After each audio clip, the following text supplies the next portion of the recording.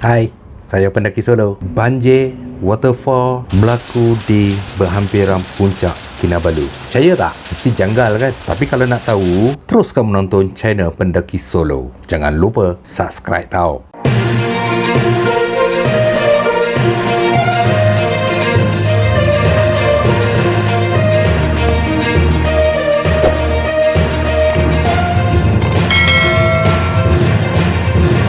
Hai, banjir, waterfall, air deras, hujan lebat di kawasan puncak Gunung Kinabalu.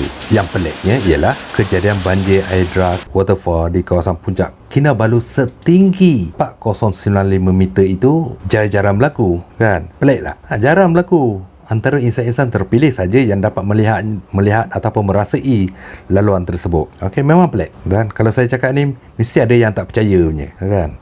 Sebelum tu, cuba kita lihat dulu visual yang saya paparkan ini. Dan berlakunya fenomena air terjun yang bahaya di laluan pendakian dan ianya boleh menyebabkan kemalangan. Inilah perbezaan sekiranya mendaki Gunung Kinabalu. Hujan akan menentukan segala-galanya.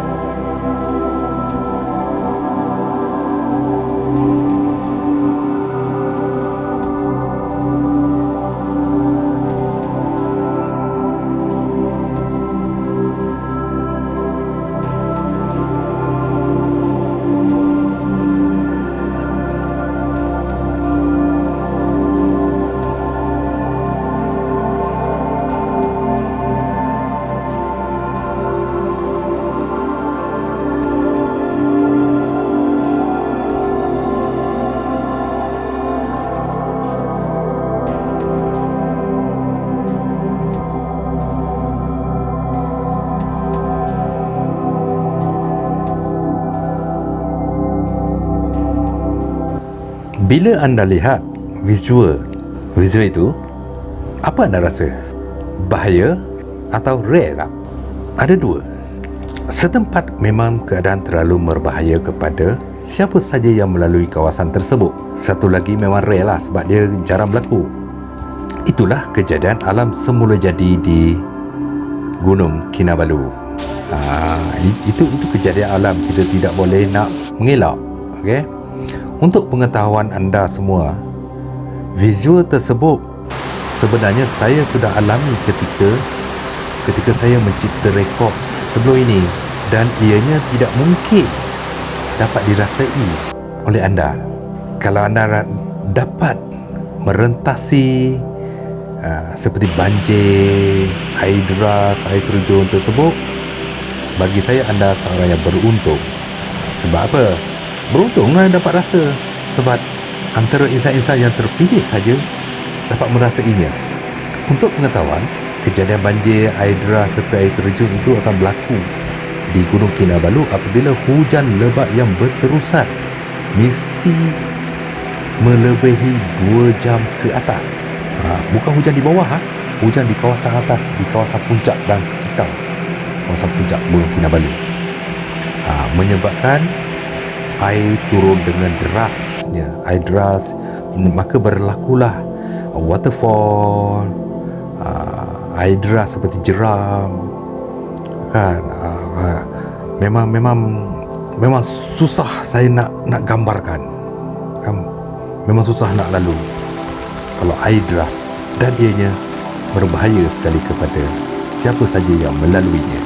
Tetapi jika hujan di kawasan bawah, dia tidak mengubah apa-apa di kawasan atas. Tak ada efek apa pun ke atas. Paling-paling pun keadaan cuaca yang redup, itu saja, berkabus atau angin kuat, macam tu saja.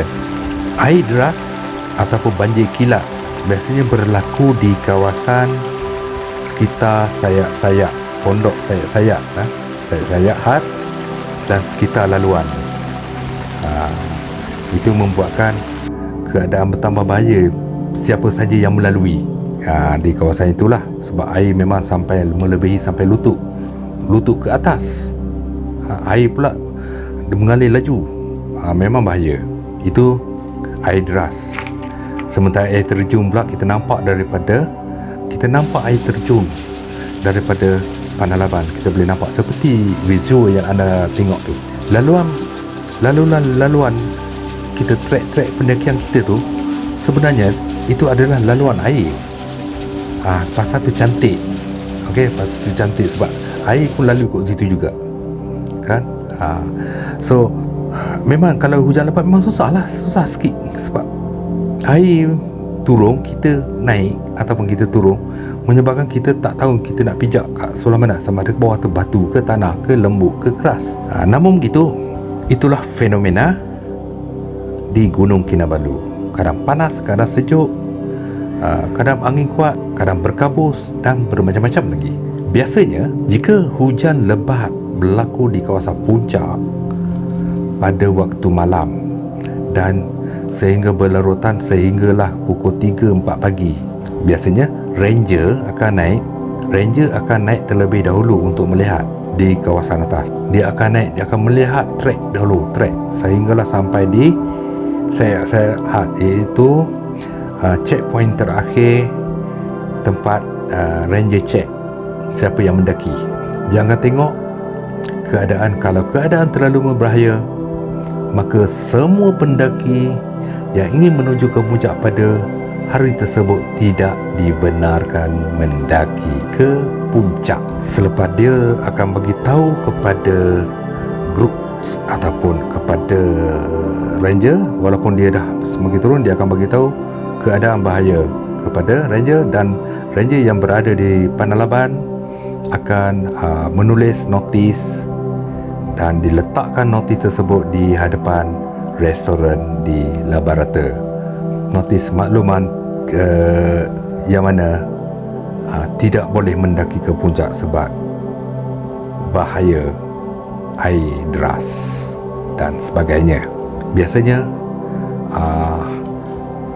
notis tersebut akan diletakkan pada pukul 1 pagi. Biasanya lah sebelum ini 1 pagi ataupun bila dia orang dah letak tu, sebab dia tengok kalau hujan berlarutan sehingga 2-3 pagi, memang dia ranger tidak benarkan sebab keadaan ke atas memang bahaya. Sebab saya dah lalui sebelum ini, saya tahu memang bahaya. Itu jika hujan lebat di kawasan atas. Semestinya pendaki pada hari itu semua ikhlas. Mesti ikhlas. Sebab apa? Dah sampai Labarata tak sampai ke puncak. Mesti ikhlas punya. Kau hebat macam mana sekalipun, kau kena akur dengan keputusan yang telah dibuat oleh ranger. Sebab bukan kita tidak padu, itulah hakikatnya. Namun begitu, anda bukannya gagal, okey? Anda tak gagal walaupun sampai di Panalaban saja pada hari tersebut. Anda boleh mencuba lagi pada next. Anda boleh datang balik pada masa akan datang. Mungkin rezeki anda tidak ada kat situ. Sebab bukan anda saja seorang yang tak dapat, malah semua pendaki tak boleh. Tak kira lah kau foreigner ke, lokal ke, Sabahan ke, memang tak boleh. Kalau ranger kata tak boleh, memang tak boleh. Jangan degil nak naik juga. Pintu gate untuk naik ke saya memang dah dikunci. Memang tak boleh naik lah. Tak boleh nak ceroboh pun. Okey, nak naik curi-curi, jangan harap.